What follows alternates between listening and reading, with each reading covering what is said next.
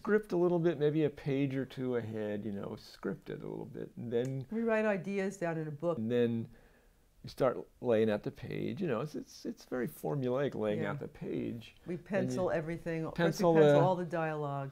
Pencil the dialogue, do a rough drawing of ourselves in the panel. And I kind of, you know, she puts herself on one side, and you know, and I put myself on the other side. It's sometimes I start. It depends who has the idea. Sometimes I'll be the motivator, and I'll start it, and sometimes it will be him. It depends who has the idea and where we're going to go with it, you know. And then the other person will react, and they'll take it a few panels maybe, and it goes back and forth. That part is very unplanned. We kind of have a point. We usually want to make a point, or we have a joke or something. I would say it evolved. The first issue of the Dirty Laundry comic, the first ones we did were really improvised. And then later we got, more organized about making it some kind of story with some kind of resolve. Or a theme or something. And then later also, because we did shorter pieces for the New Yorker, and we did pieces that were almost journalistic, where they'd send us to cover the Cannes Film Festival, or they'd send us to do something. That way we had to be very precise and tell a story that in 3 pages. And I think that gave us a certain discipline in writing the story, so that it became a little bit more coherent. All my love's in vain. And the train rolled up to the station. I looked her in the eye.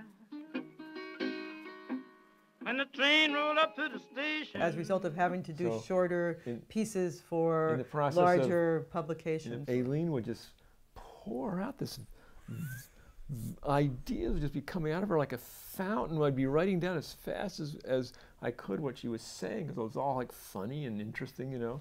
So we'd have enough material for 10 pages, and then we have to boil it down to this 3-page thing without filling every panel completely up with text. It's always heartbreaking taking out these great jokes and these great bits. I always thought, there are whole bits that have to be taken out. Editing is always the worst thing. You know, if you have film too, you always have to sacrifice for the story great things that don't fit, you know. When Aline did her own comics, there was no limit to how many pages she could do. In her own comics, she would get tangential. She would start a theme of a story and just a tangent and upon a tangent, and it didn't matter. We do very tight penciling first, where it's very exact in the penciling, and then each person inks themselves with respect to the other, but the penciling is tight. If there's a complex position in the penciling, usually I do it.